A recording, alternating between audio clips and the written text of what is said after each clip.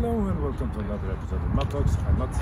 We are now outside the Bicycle in Sarpsborg, and they have landed me this Mercedes EQC, so I'm gonna have it quite a few hours now and test it. And I'm really looking forward to this because it's a great looking car, love the interior. So let's get started. What's your first impressions, Robert? Well, I think it's a comfy car. You can adjust so much things in this car, and you have the buttons here on the side on the door where you can adjust the this leg support thing, and you can adjust the seat itself. Traditional Mercedes, they always have it on the door. Yeah, no, okay. And you have this for heated seats, and now we have this pulsating massage on the seat backs. What I like is that you have this volume. You don't have to stretch forward here like you have to do the Tesla. You have the button here to adjust the volume, and you have this this touchpad to scroll through the menu. So that's something I like. Yeah, and it's haptic as well, so yeah. you don't feel like you're touching a pad. It actually gives you feedback. Yeah. So, but I think it's a more dark car. It feels a little bit cramped because of the choice of color on the interior. Yes, it does. But I like the materials. I mean, this is cheap, this is a little bit flimsy, and this is... But, you know, apart from that, and the seats are really nice. The part Alcantara, part leather seats. The seat back here in Alcantara. And then you have this, the support, the thigh support that all the Germans have had for 30 years, and I don't understand why no one else can copy that, because it just gives you so much of the extra support you want when you're in a car. And you have, when this new steering wheel came around a few years ago, I didn't like it because it looked very crowded. But you know, it works. That still missed the old Mercedes stock to adjust the cruise control. But of course, the Americans didn't understand it. They didn't like it, so there you have it. Hey Mercedes. What do you want to do? Turn off massage. I'm switching off the massage. And it actually works. I love that. It's the first time in the world they've ever had the... Is your massage turned off? Yeah. Not mine. Oh, okay. But of course, in this interior and it's very nice and comfortable and quiet. Hey Mercedes. How may I help you? Turn off passenger massage. Massage function for front passenger is turned off. See, the red light came in there, and it was here on mine. It's directional, I think. That's really clever. I don't know who developed this, but it's really nice. So we're gonna continue our journey. Must say I like this front and the bar. Of course, I don't see that when I'm driving, but still. Oh. Makes a lot of noise. Probably fans kicking up. And they have here 1886. That's probably the first series of cars branded with the beginning of the Mercedes-Benz wagon, or the Benz motor wagon. And I love those seats. The Alcantara here, and the leather, and you have the embroidery there, you see, and the light. It runs here as well. It's a really nice place to be. And you have this light bar in the back. It's just brilliant. And the back, of course. I'm sitting now. It's kind of dark in here. Sitting there behind myself, so as you can see, it's not that much space. Yeah, headroom is okay. And it's a pretty busy, a lot of buttons in here, but it's a nice place to sit. And you have the head-up display. Sure, there's some cheap plastics and stuff, but you find that everywhere, you know. But I like the feel of the switches in here. They really feel solid and like real metal, real materials. These are the low beam, very clear, crisp, and good spread on the sides. And then I turn these on. They're really nice. Like very good range, great spread out on the sides. I like this lights. It's like they're really good, and you can see clearly even on a wet day like today. You can see the road, no problem. It doesn't rub all the light. I must say, I love these lights. The lights on this car are really good, and the light automatically fade in and out depending on how much light there is outside. It's not quick enough on traffic. You can also adjust the sides, you know, and here you have your massage. So I want my pulsating massage on, please. Oof, I like this. Your radio, of course, your media, your nav, phone. 26.4. That's not actually half bad. I've been just cruising around now.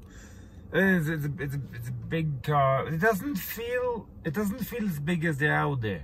The Burmester stereo is really nice. It doesn't have the channel separation, maybe, that you have in the Jag that impressed me, but it's really good sounding. Really clear and crisp. And then the music just sort of appears in front of you. It doesn't really, you can't place it. It's really good, really well done. Well done, Burmester. Is it as good as the Tesla? In some ways it's a lot better.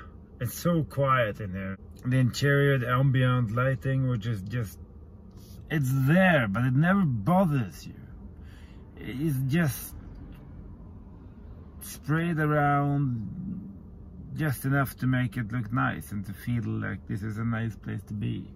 The seats are good, and you have the thigh support, which you're long-legged, then it's just so nice. And the voice control works, at least for some things. And you know, in a car, voice control really makes sense.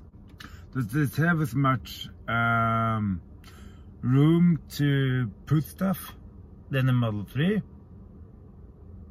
No, because the whole car is storage. This is based partly on an ICE vehicle. So this Bjorn has proved you can do 400 kilometers in it. And it charges relatively quickly. I mean, you know, and even 100 kilowatts.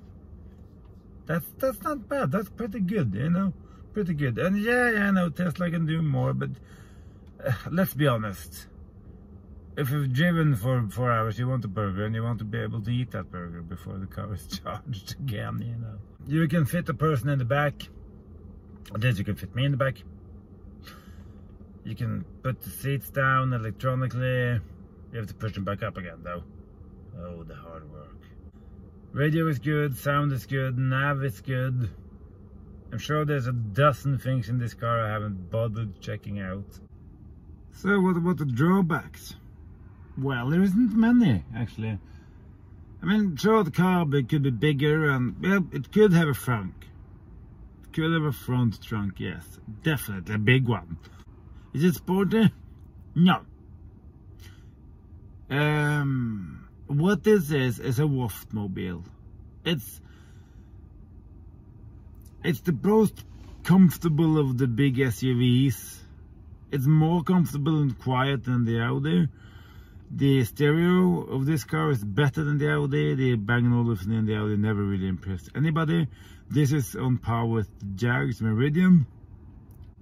If you want a sporty car, then buy a Tesla. Or by a Jag, actually, which is probably the best compromise between sport and comfort. It's so comfortable and so quiet in here. And the stereo is so good, and it's just such a relaxing place to be. You don't want to throw this car around, and it's not supposed to either. You're supposed to just relax and chill out and massage while it's just very nice. Is it the best EV in the world? No, probably not. But it is the most comfortable. And as a first attempt, that's worth a damn lot for some of us. The steering wheel is thick and nice, and it's probably it's heated as well. The lights are some of the best I've been around. I've tested actually. They're really good. It has an app, so you can use it as a key, I think. Actually, you can, because it's a label on the door that says a picture of a phone and sort of a key. It's a good adaptive cruise control. Not quite as good as the Jags, but there you have it. And unlike the Tesla, it doesn't try to kill you from time to time, which is positive, mostly. I've loved the Jag because that's probably the best compromise at all, but this is just... the Audi is probably better put together somehow, in a way. You don't have some of these cars' cheaper elements, like some of the terrible piano black middle console there, and the LED, and some of the, you know, iffy plastic. It's quick, of course. It has the standard 400 horsepower and a huge amount of torque. Don't bother, I don't care how many torques it has, because it is plenty. And it is really truly effortless in everything it does.